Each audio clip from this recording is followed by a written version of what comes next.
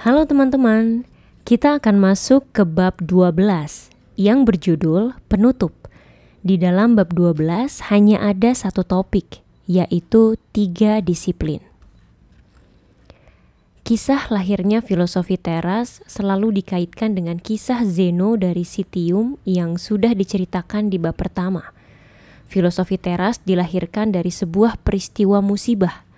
Zeno mengalami kapal karam jauh dari tempat tinggalnya dan terpaksa tinggal di tanah asing. Namun, musibah pribadi itu terbukti menjadi titik kehidupan yang penting karena dari situ Zeno mempelajari filsafat dan akhirnya mendirikan sekolah pemikirannya sendiri yang bertahan selama lebih dari 2000 tahun. Bahkan gemanya tiba di tangan kamu, pembaca buku ini. Konon, Zeno dikutip mengatakan ini saat dia merefleksikan jalan hidupnya. Perjalanan paling makmur saya justru ketika saya mengalami kapal karam. Ada yang mengatakan bahwa stoicisme adalah defensive philosophy, sebuah filosofi yang terlalu menekankan pada membela diri terhadap kemalangan dan penderitaan, dan tidak memberikan banyak formula untuk kebahagiaan. Saya pribadi tidak setuju sepenuhnya dengan pendapat ini. Memang benar jika membaca tulisan-tulisan Seneca, Epictetus, Marcus Aurelius, dan filsuf-filsuf Stoa lainnya, kita mendapatkan kesan bahwa filosofi ini lebih menekankan pada melindungi diri dari penderitaan, khususnya di alam pikiran kita. Namun, justru karena hal itu juga, stoicisme lebih mendekatkan diri kita kepada kebahagiaan sejati. Bandingkan dengan banyak tulisan self-help yang menjanjikan kekayaan, kesuksesan, popularitas, dan jodoh dengan cara mudah. Memang tampaknya mereka sepertinya lebih gamblang dalam meresepkan kebahagiaan. 7 rahasia kaya cepat, 7 kunci bahagia, 7 cara mudah dapat jodoh, dan lain-lain. Tetapi apakah kebahagiaan yang dijanjikan adalah ilusi ingin mengendalikan hal-hal yang tidak bisa dikendalikan? Selain itu, saya percaya kebahagiaan tidak bisa dijadikan tujuan, tetapi ia hanyalah efek samping. Loh, gimana? Apa sih kebahagiaan? Ia adalah sebuah kondisi mental, a state of mind yang abstrak, tidak bisa didefinisikan sampai saat kita merasakannya. Selain itu, definisi bahagia sendiri berbeda-beda dari satu orang ke orang lain. Ada yang berbahagia ketika ia berprestasi dalam bidang yang ditekuninya. Ada yang bahagia karena mencintai dan dicintai oleh pasangannya. Ada yang berbahagia karena bisa menolong orang yang kurang beruntung, dan banyak lagi.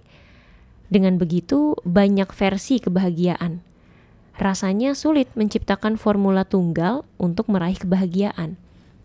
Karenanya, kebahagiaan adalah efek samping ketika seseorang memaknai hidupnya sendiri dan meraih makna itu. Mungkin sebuah contoh bisa membantu.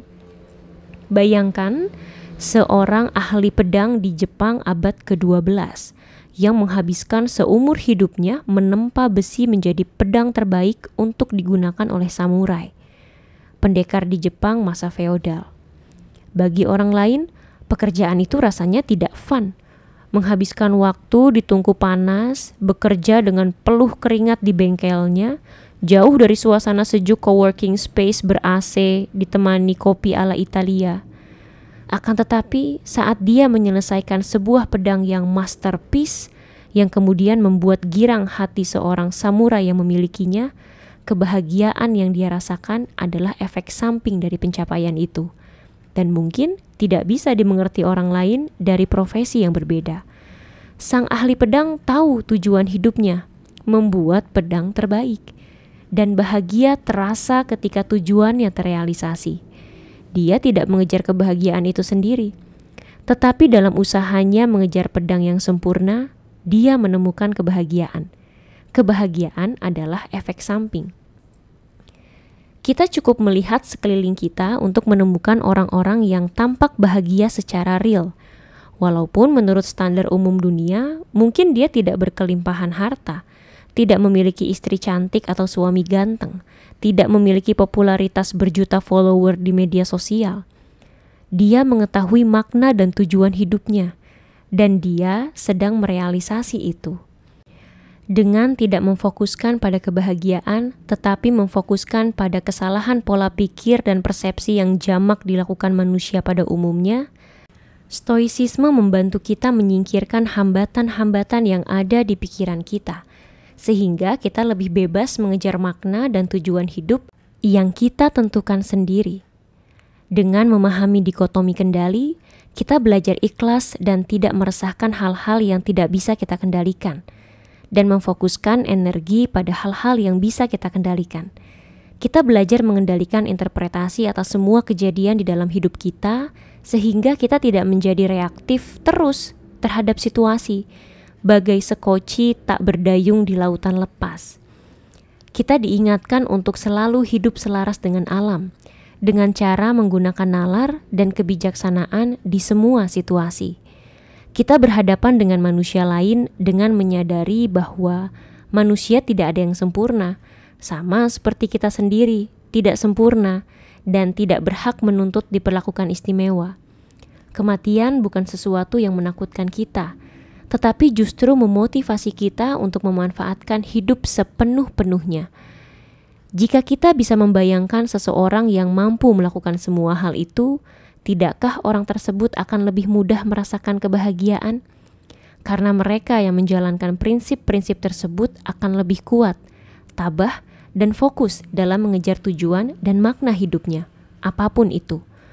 Bagaikan kisah sang ahli pedang yang bisa fokus pada pekerjaannya tanpa dipusingkan oleh komentar di media sosial atau cemoohan tetangga yang kemudian menghasilkan mahakarya pedang. Akhirnya, secara tidak sengaja, dia mendapatkan efek samping kebahagiaannya. Buku ini lahir dari passion saya pribadi yang merasakan manfaat luar biasa dari filosofi teras. Sejak mempelajari dan berusaha mempraktikkan stoicisme di dalam hidup, saya mendapati diri saya menjadi lebih sabar, lebih tenang, dan lebih positif. Dikotomi kendali menjadi sebuah prinsip penting yang mudah diaplikasikan kapan saja saya merasakan berbagai emosi negatif dari cemas, kesal, sampai marah. Berbagai panduan praktis seperti premeditatio malorum telah saya rasakan sendiri membantu memberikan imunisasi menghadapi berbagai peristiwa tidak menyenangkan dalam hidup sehari-hari. Tips praktis mengenai berhubungan dengan orang lain juga membuat saya lebih sabar dan empati kepada orang lain, termasuk orang-orang yang dulu saya cap sebagai menyebalkan. Sebagai penulis buku 7 kebiasaan orang yang nyebelin banget, tentu saya cukup memahami topik ini.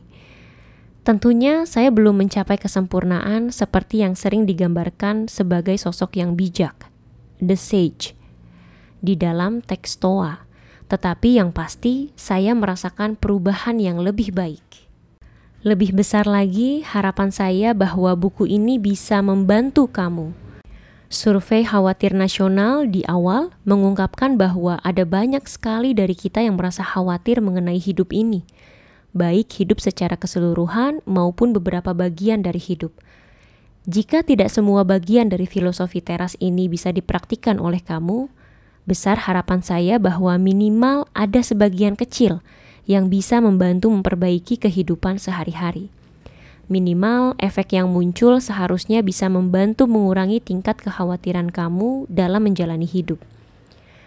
Filosofi berasal dari gabungan dua kata Yunani, philos yang artinya mencintai dan sophi yang artinya kebijaksanaan. Filosofi secara literal bisa diartikan mencintai kebijaksanaan. Bagi para filsuf Stoa, tidaklah cukup untuk memahami dan membahas filsafat saja, tetapi filsafat harus diterapkan dalam hidup nyata. Karena itulah, stoicisme sering disebut sebagai salah satu filosofi yang paling praktis karena mementingkan aplikasi di dunia nyata, dan bukan hanya sebagai teori saja. Epictetus dalam Discourses berkata, "Jangan hanya berkata kamu sudah membaca banyak buku. Tunjukkan bahwa melalui buku-buku tersebut, kamu telah belajar untuk berpikir lebih baik, menjadi seseorang yang bijak memilih, memilah, dan merenung. Buku-buku bagaikan latihan beban bagi pikiran. Buku sangat membantu, tetapi sangatlah keliru jika kita mengira kita sudah menjadi lebih baik hanya dengan menghafal buku itu. Bicara latihan beban, saya jadi terpikir soal gym. Itu loh tempat di mana orang-orang membayar ratusan ribu setiap bulannya untuk berolahraga, mengangkat beban dan berlari di treadmill agar memiliki badan bugar dan bagus. Saya pernah mengalami masa menjadi member dari sebuah gym. Berjam-jam saya habiskan dulu di tempat itu. Latihan fisik dengan mengangkat beban dan bercucuran keringat, dengan harapan memiliki body seperti Thor. Setiap sesi olahraga umumnya menghabiskan 1,5 sampai 2 jam. Dan saat rajin-rajinnya, bisa saya lakukan 3 sampai 4 kali seminggu.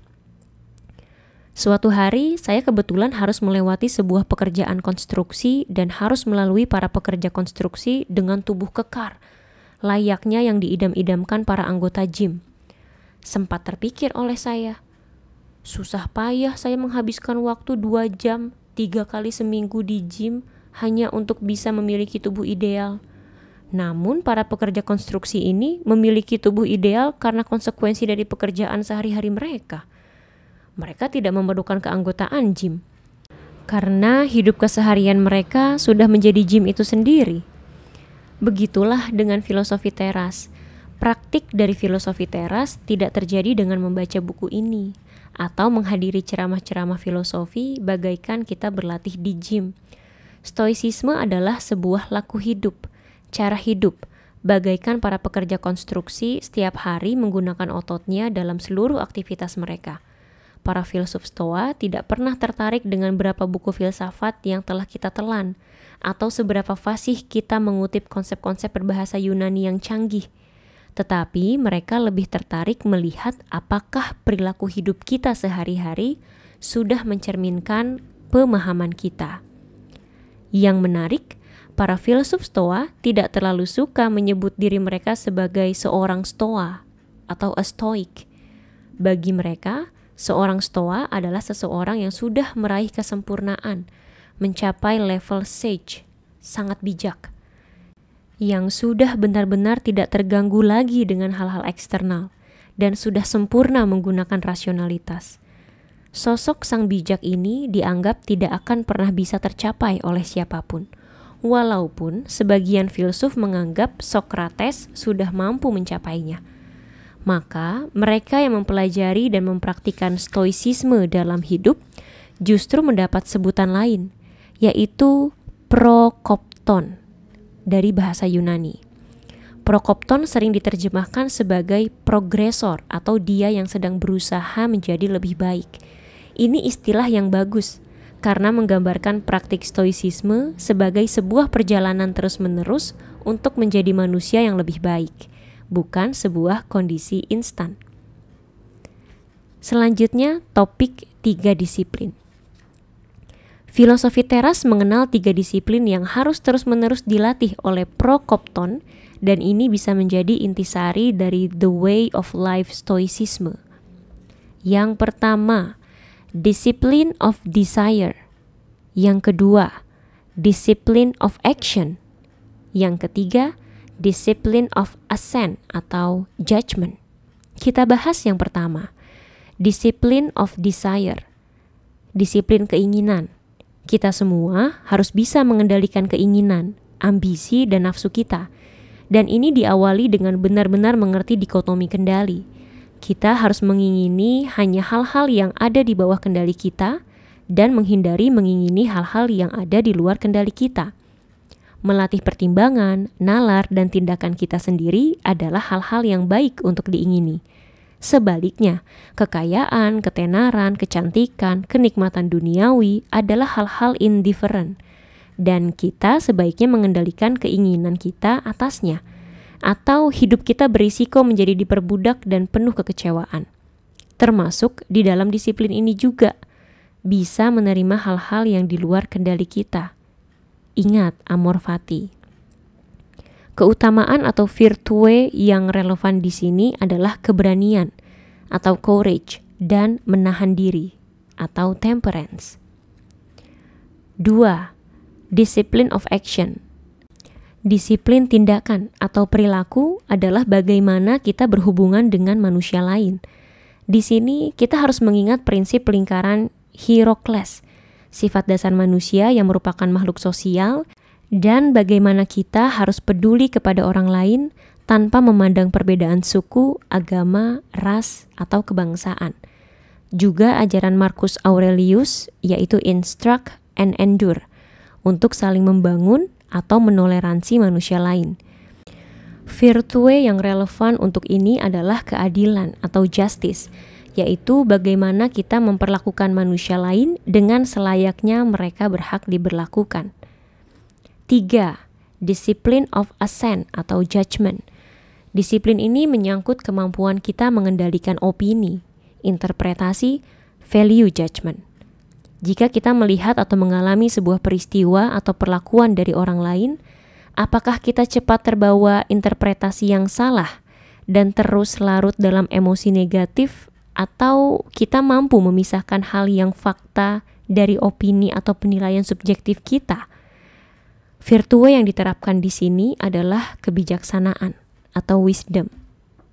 Setiap hari, setiap saat, setiap situasi hidup kita, tidak ada yang tidak bisa menjadi lebih baik dengan melatih ketiga disiplin tersebut.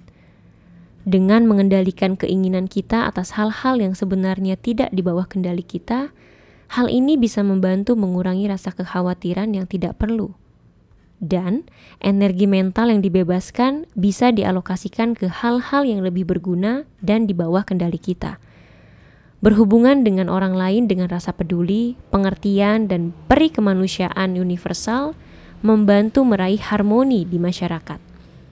Dengan bijak menyikapi segala kejadian di hidup kita dan tidak tergesa-gesa membentuk opini, membantu kita mencegah emosi negatif dan keputusan yang keliru. Kamu telah menghabiskan waktu membaca buku filosofi teras sampai titik ini. Dalam perjalanannya, mungkin timbul lebih banyak lagi pertanyaan. Sebagian dari kamu merasa tidak setuju dengan isi buku ini, sebagian lainnya mungkin merasa menemukan pencerahan, sebagian lagi menemukan validasi untuk sesuatu yang sudah mereka praktikkan selama ini, dan sisanya mungkin merasa menemukan jawaban untuk masalah hidup yang sedang digeluti. Bagi kamu yang merasa menemukan sesuatu yang positif dari filosofi teras, buku kecil ini bukanlah akhir, tetapi justru awal perjalanan. Stoicisme adalah filosofi mati jika tanpa praktik nyata. Dalam perjalanan saya mempraktikkan stoicisme, saya sendiri masih banyak jatuh dalam emosi negatif, merasa kesal, marah, kecewa, cemburu, iri, nafsu akan materi atau nikmat dunia lainnya, dan lain-lain. Akan tetapi, yang berbeda sekarang adalah saya juga lebih cepat menyadari emosi negatif itu. Dan dengan kesadaran ini, saya juga lebih cepat pulih dan memperbaikinya. Misalnya, jika saya dulu tersinggung atau marah kepada pasangan atau teman, rasa marah saya bisa bertahan selama berjam-jam, bahkan sampai berhari-hari.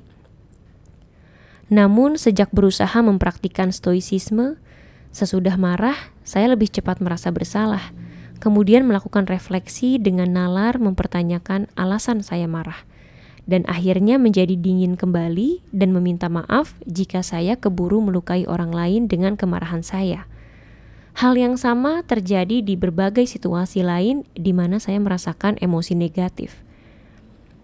Di dalam buku Philosophy for Life and Other Dangerous Situations, tulisan Jules Evans, ada sebuah kalimat menarik mengenai stoicisme. It makes the automatic conscious and the conscious automatic. Stoicisme menjadikan kita sadar atau awas akan hal-hal yang otomatis terjadi dan mengubah perilaku sadar menjadi otomatis. Maksudnya adalah selama ini emosi negatif muncul secara otomatis di dalam hidup kita. Kita merasa khawatir, takut, kecewa, marah, dan lain-lain tanpa pernah memikirkan prosesnya. Stoicisme mengajarkan bahwa kita mampu mengidentifikasi pikiran di balik emosi negatif ini dan kemudian menghentikan atau mengubahnya. Ini yang dimaksud dengan making the automatic conscious, kita diajarkan untuk lebih sadar, aware saat emosi negatif mulai datang. Langkah STAR pada dasarnya adalah untuk mencegat proses otomatis ini agar tidak kebablasan. Sebaliknya, semakin sering kita mempraktikkan STAR, lama-kelamaan proses sadar ini perlahan akan menjadi kebiasaan. Introspeksi atas emosi negatif kita akhirnya menjadi kebiasaan otomatis baru. Perjalanan Zeno mendirikan stoicisme diawali oleh musibah kapal yang karam. Awal perjalanan saya menemukan stoicisme adalah kondisi depresi yang menimpa saya. Bagi saya, depresi adalah kapal karam versi saya. Zeno menemukan filsafat di sebuah toko buku di Athena. Sama seperti saya menemukan buku mengenai stoicisme di tumpukan buku baru di toko buku. Cie, yang sok disama-samain. Bodoh ah. Bahwa saya menemukan filosofi ini saat di titik terendah dan bukan saat keadaan saya baik-baik saja, justru menjadi bukti betapa powerfulnya filosofi ini dalam membangun mental yang lebih kokoh, lebih kuat melawan emosi negatif. Saya percaya filosofi teras ini membantu banyak pembaca yang sedang terpuruk. Jika kamu memutuskan untuk mencoba mempraktikkan filosofi teras, saat menutup buku ini dan mengambil langkah kembali ke hidup nyata, bersiaplah untuk menjalani berbagai tantangan. Tantangan bisa datang dari dalam diri sendiri. Segala pikiran buruk seperti keraguan, kecemasan, kekhawatiran, kemarahan, atau dari luar, perlakuan orang lain yang menurut kita tidak menyenangkan, atau sekedar kesialan kecil maupun musibah besar. Namun, ingatlah bahwa pikiran dan nalarmu sepenuhnya ada di kendalimu sendiri. Kamu dan saya akan mengalami kegagalan, jatuh dan bangun, tetapi ingatlah makna prokopton atau progresor, yaitu terus berusaha menjadi lebih baik. Di saat-saat kita gagal mengendalikan emosi atau hawa nafsu, atau kita telah memperlakukan orang lain dengan tidak semestinya, sepanjang kita segera sadar akan kesalahan itu, kita bisa mampu bangkit lagi dan berusaha lagi. Seterusnya sampai akhir kita tiba. Selamat menjalani hidup dengan keberanian, kebijaksanaan, menahan diri, dan keadilan. Semoga kita semua bisa meraih apatheia dalam bahasa Yunani yang berarti kedamaian pikiran, peace of mind, dan ketenangan senantiasa. Epictetus dalam Discourses berkata, "Jika saya berkata pada seorang atlet, 'Coba tunjukkan otot bahumu,' dan dia menjawab dengan, 'Lihatlah besi-besi beban saya,' saya akan mengatakan, 'Enyahlah kau dengan semua besi bebanmu.' Saya tidak ingin melihat besi bebanmu, tetapi apa yang sudah kamu dapatkan dengan menggunakan besi beban itu." Ini adalah akhir dari bab 12 yang berjudul penutup. Selanjutnya masih ada bab yang akan dibahas, yaitu bab 13 yang berjudul mempraktikkan filosofi teras. Di dalam bab 13 terdapat 5 topik. Yang pertama, cheat sheet. Yang kedua, beberapa praktik yang bisa dicoba. Yang ketiga, terhubung dengan prokopton lain. Yang keempat, filsafat sebagai obat. Dan yang kelima, laku nyata lebih penting. Sampai jumpa di bab 13.